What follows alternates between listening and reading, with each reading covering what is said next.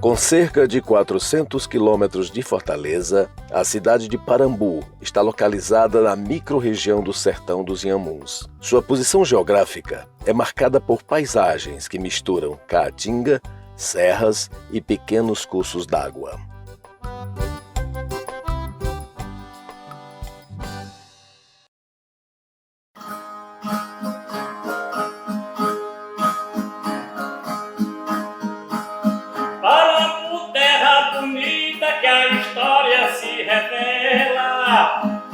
Eu gosto da cidade porque fui nascido nela, e é aqui que eu moro em toda a minha parentela. Meu Parambu, terra bela, seu nome quebra o tabu. Olhando a linda cidade sobre as margens do Cuiú, sinto orgulho no meu peito ser filho de Parambu.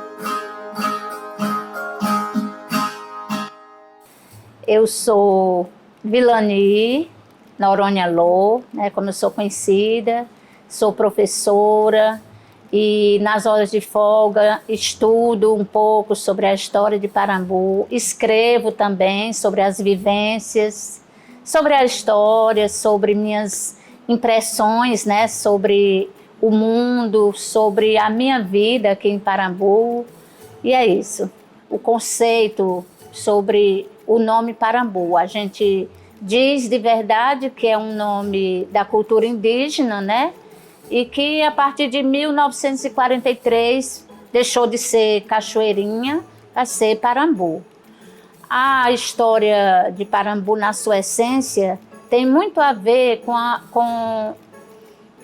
nossa relação com Portugal, né? Porque, na verdade, Portugal começou a expandir e foi aí que surgiram as Sesmarias, que eram exatamente as terras que eram doadas para que as pessoas plantassem, colhessem, produzissem, enfim, as terras que eram não cultivadas até então, que elas fossem doadas para que outras pessoas pudessem trazer o desenvolvimento e a expansão.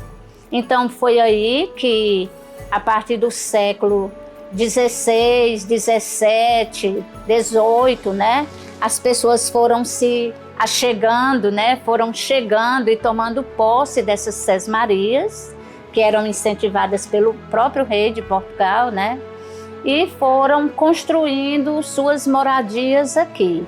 Essas pessoas que chegavam traziam costumes, né, traziam culturas diferenciadas e assim foi se formando Parambu. As pessoas que receberam Sesmaria, né, a história conta de 1710, século XVIII, né, fundaram as primeiras casas, daí as primeiras vilas, a primeira igreja, né, que é a igreja de Cococi, que data de 1748, e dessas primeiras casas, dessas primeiras vilas, Parambu, que antes se chamava Fazenda Cachoeirinha, passou a se chamar São Pedro da Cachoeirinha e depois somente Cachoeirinha.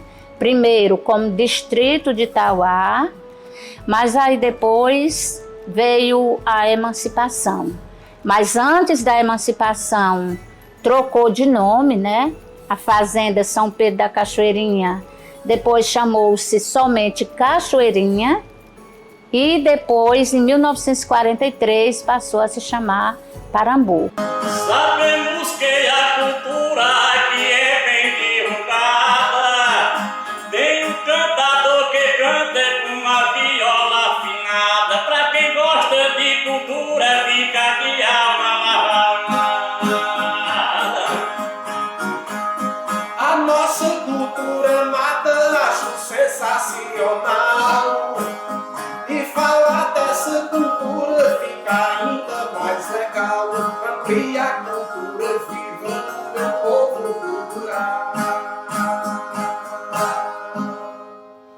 Eu sou a professora Guilhermina Venuíra, idealizadora e fundadora do Museu Arqueológico e Histórico de Parambu.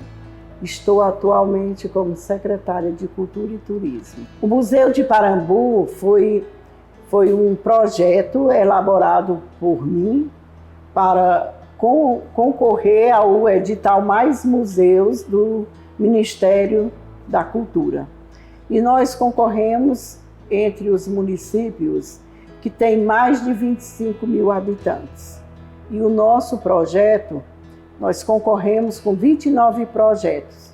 E o nosso projeto foi o primeiro no estado do Ceará e o segundo na avaliação nacional. Então nós temos, além do espaço físico do museu, nós temos sítios históricos reconhecidos pelo IPHAN, pelo Ministério da Cultura, como nós temos sítios arqueológicos, que é o caso da Canabrava, onde foi encontrado a mandíbula, o crânio do mastodonte, e temos o Buraco da Velha com pinturas rupestres, vários abrigos sobre rocha das primeiras populações da nossa região, e temos o sítio histórico do Cocossi. A cultura de Parambu, ela tem tido avanço significativo através da organização do Sistema Municipal de Cultura, do Plano Plurianual de Cultura e de várias ações que a gente vem desenvolvendo através da Lei Paulo Gustavo e da Lei Aldir Blanc. A Secretaria, ela, além de habilitar o município para concorrer aos projetos, aos editais de cultura, ela também oferece editais para que as pessoas, os artistas, os trabalhadores e trabalhadoras da cultura, agentes culturais do município, possam concorrer e receber recursos para investir na sua identidade cultural, como artesanato, através de feiras culturais, através do audiovisual, através das danças, das manifestações culturais, das danças populares, do Festival Junino, do Festival Natalino e assim por diante, né? Que as pessoas entendam esse conceito de cultura, que a cultura não é só o Museu de Parambu, não é só as festividades juninas ou algo assim palpável, concreto. Nós temos manifestações que são importantíssimas para a identidade dos mais jovens, para as futuras gerações, como, por exemplo, os nossos fazeres, os ofícios, seja de vaqueiro, de rendeira, de crochê, de tecelão. Nós temos a sanfona, que é o carro-chefe do ritmo, que é o forró, muito forte aqui em Parambu. Nós temos o artesanato, nós temos os sabores, que é a gastronomia. Nossa gastronomia é rica, nossa cultura é rica e diversificada. Por isso que eu acho que ela tem futuro. Eu acho que eu sou uma sonhadora, mas uma sonhadora pé no chão. Eu acho que a gente está lutando para que a cultura resista.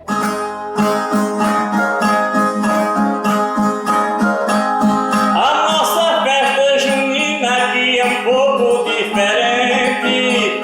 A praça fica lotada, o povo fica contente. E o noivo e a noiva dançam felizes na frente. Rua repleta de gente, um musical eu escuto. Na nossa festa junina, um domingo absurdo. Das cores do figurino e o casamento maduro. A Secretaria de Cultura, digamos que ela é a Secretaria de Cultura que sempre dá o pontapé inicial. Nós temos um festival de cultura, inclusive que esse festival de cultura já colocou Parambu, através de uma lei do estado do Ceará, como cidade junina. Isso começou da Secretaria de Cultura, que promove esses festivais juninos. O Festival Junino de Parambu, ele já está na sua 9ª edição. Ele concorre tanto, e a gente tem uma particularidade, que nós estamos plantando uma semente para o futuro. O Festival Junino, nós valorizamos os grupos que a gente chama de profissionais e valorizamos tanto as apresentações das quadrilhas juninas infantis como as escolares. Me chamo Everton Freitas, sou produtor e agente cultural. Atualmente eu atuo nessa área da cultura junina. Desde muito novo eu faço parte, me implementei nessa cultura e trouxe ela para mim. É algo que eu vivencio, que eu vivo e que eu faço parte orgulhosamente. Eu sou lá do Canaã, mas me criei no Parambu. Sou bisneto de Raimundo da Paz e de Toinha, lá da Barra do Urucu. Dos 2 filhos da minha mãe, eu fui o último a nascer e do meu pai herdei o nome, do mesmo tenho muito orgulho de ter. Me apresento com toda clareza. Prazer, Heron Dyson. Eu sou filho de José Heron e de Francisca Ferreira. A cultura junina ela é muito rica, ela é um mundo infinito de possibilidades e através dela a gente pode vivenciar diversas outras questões políticas, sociais, econômicas, críticas. Tudo isso é um meio de você adentrar na cultura junina. Basicamente, quando vai se iniciar o período da gente se preparar para o mês junino, a gente começa 6, 7, 8 meses antes, para a gente sentar, a gente ver temas que estão em alta. Normalmente, quadrilha de rua, a gente pega temas polêmicos, como uma forma de manifestar a nossa opinião sobre aquele tema. Ou a gente, como alguns outros quadrilhas estão fazendo agora, procura personagens dentro da cultura nordestina ou cultura brasileira para homenagear eles. O meu trabalho, além de implementar e de tentar ensinar, é fazer com que as pessoas despertem um interesse, que elas se sintam abraçadas por essa cultura e que, além de ouvir falar, elas queiram praticar. Hoje, a nossa secretária de Cultura, ela é uma cultura viva, né? Ela promove cultura diariamente. A gente tem muitas coisas dentro da nossa cidade que a gente pode dizer, a gente tem uma cultura, mas é a nossa secretária que trouxe. Então, ela valoriza a nossa cultura. E não é só é no mês de junho que ela vai valorizar, só é ali no mês de setembro que ela vai valorizar. Não, ela é valorizada diariamente. Então, ela sempre está buscando a proximidade com a gente, da gente estar trabalhando junto para quando a gente precisar, a gente saber aonde correr, ter aquela base de apoio. Nossa parceria com a Secretaria de Cultura se baseia nisso, nessa troca, uma troca de conhecimento. Eu chego com o conhecimento, eles chegam com o apoio, a gente soma tudo e tem um resultado bastante proveitoso, sabe? É uma coisa que é bonita de se ver, porque o São João é disso, ele é muito rápido, tem muito trabalho por trás, mas para o público, que é o nosso destino final, é o nosso alvo, acaba que passa muito rápido, mas tem muito planejamento, tem muita dor de cabeça, querendo ou não, como todo projeto que a gente faz. O público, as arquibancadas, as ruas, ficam tanta gente que a gente olha assim, 5.000 pessoas, 8.000 pessoas no centro da cidade para ver os brincantes da quadrilha junina, a gente acha que é uma vitória muito grande. Mas é claro que a gente precisa cada vez mais incrementar, cada vez mais se profissionalizar e cada vez mais apoiar os movimentos juninos. Essa tradição da cultura junina ela é muito rica, é algo que não podemos deixar morrer. É algo que você consegue criar um universo dentro desse parâmetro. Pois é a partir da cultura que eu consigo mostrar quem sou. É a partir da cultura que eu posso dizer, esse é o Heron Dyson que vive diariamente. É o Heron Dyson que é apaixonado por São João, por a cultura nordestina. Então, cultura para mim é vida. A festa junina para mim é uma época do ano onde eu me sinto vivo de verdade. Quando você se envolve uma vez com o mundo junino, você não consegue se desprender assim fácil. É algo que chega, se enraizifica e cria.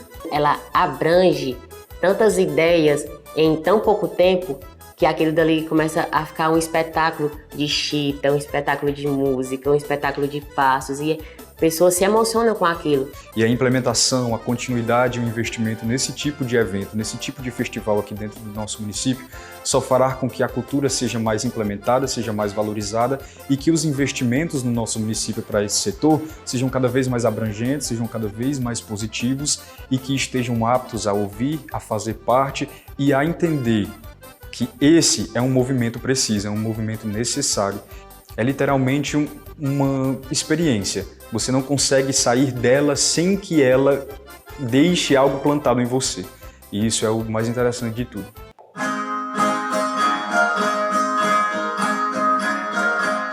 Vamos falar na sanfona que canta alegra o povão. Falo de Luiz Gonzaga que foi o rei do baião. O saudoso Dominguinho que está na recordação. Na sanfona do sertão se tocou um dia. A mão esquerda nos baixos, na direita a melodia, mostrando que é perfeita no canto da harmonia.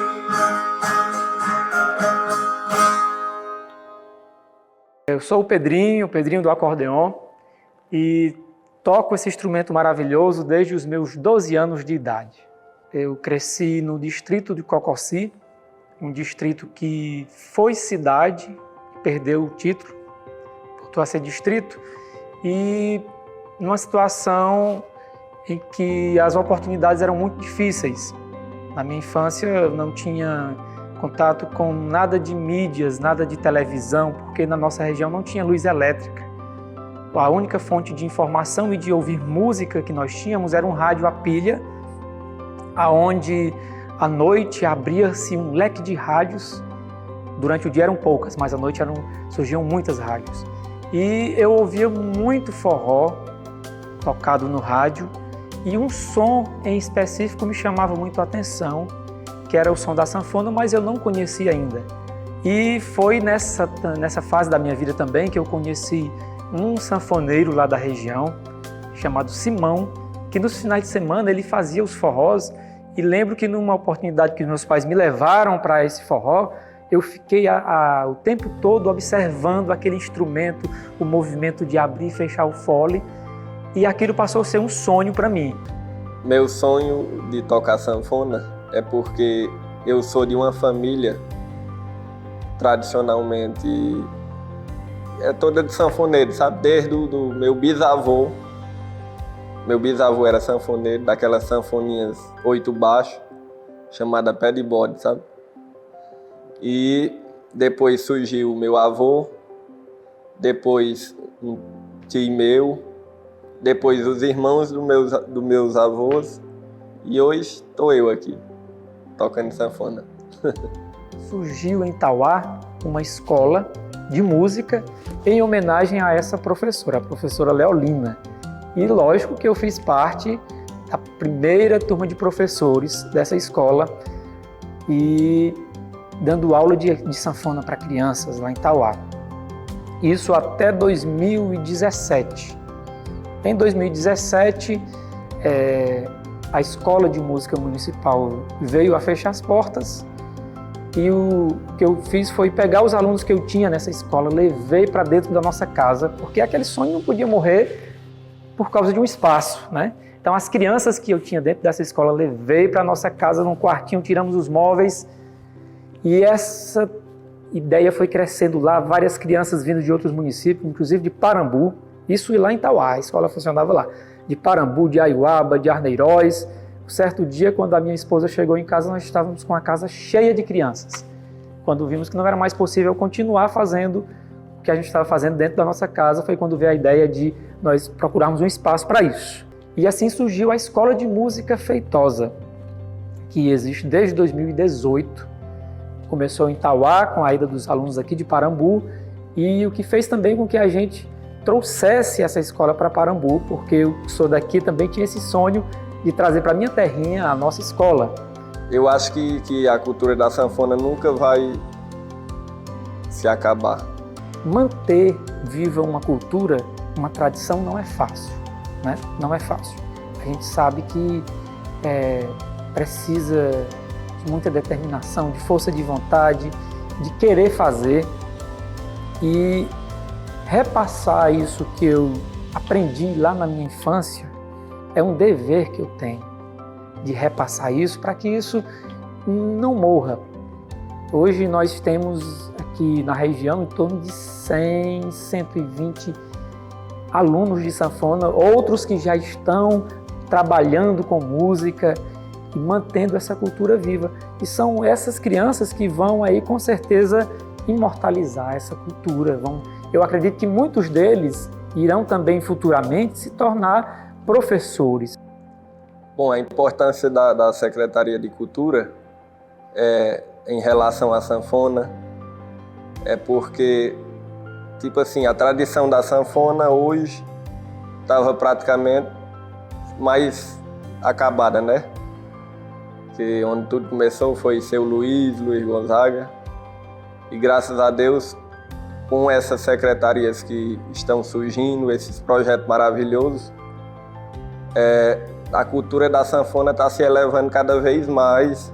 O incentivo, não só na música, mas no esporte, enfim, por parte do poder público, é uma questão fundamental para a manutenção desses projetos. Muitos alunos não têm condições, às vezes, nem de se deslocar da sua região para a escola, para se fazer um espetáculo, seja ele numa praça, em um espaço fechado.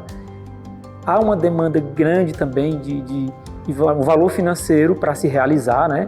Então, o incentivo que é dado através dos projetos que vêm para a Secretaria de Cultura são importantíssimos para isso.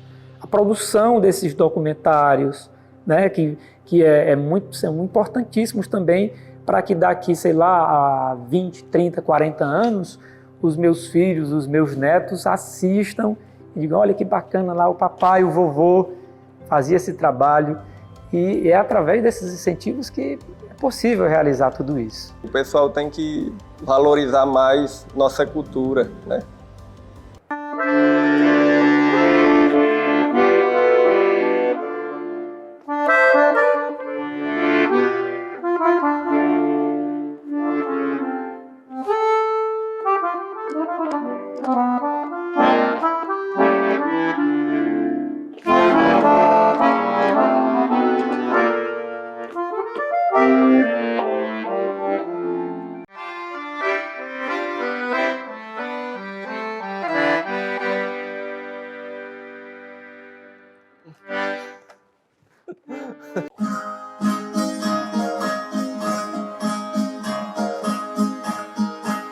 Vamos falar de rabeca feita de aço e madeira, que tanto tem animado a nossa família inteira, que ela também faz parte da cultura brasileira.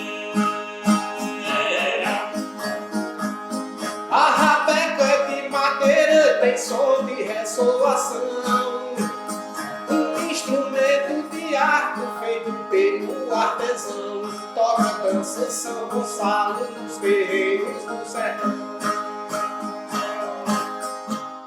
Rapaz, é porque foi um investimento que Deus me deu desde eu pequeno, né? O rebequeiro é diferente das outras coisas. A rebeca tem que ser mais de ouvido, né? O ouvido é quem incentiva. Cá para mim, agora para os outros eu não sei, né? O toque de ouvido é aquele que o senhor faz e vai soltando como é o movimento do instrumento, se ele está certo, se não está, se ele está bem regulado, bem afinado. Se ele está bem afinado, você escuta para o ouvido. E o som também é aqui. Rapaz, nós se juntamos mais muito, tinha muitos rebequeiros, tocavam e eu sempre escutava eles tocar. E aí me botaram, aí ficou. Aí veio esse rapaz, tirou esse livro de Fortaleza, levou até lá em casa, tem até o retrato de mim, tem tudo de mim plantado lá no campo, tudo. Todas eu gostei de cultura, mas o rebequeiro eu gostava também, achava bonito. É tanto que hoje para você ver um rebequeiro é a coisa mais difícil do mundo. Porque já morreram quase tudo e abandonaram. E eu não abandonei, já estou completando 84 anos. Nunca deixei minha arte. Sempre quando o cabo me convida, eu estou à disposição dele. Eu acho que essa Casa da Cultura está fazendo um sistema muito bem feito, porque precisa, nós não podemos deixar a cultura se acabar, né? Tem que continuar.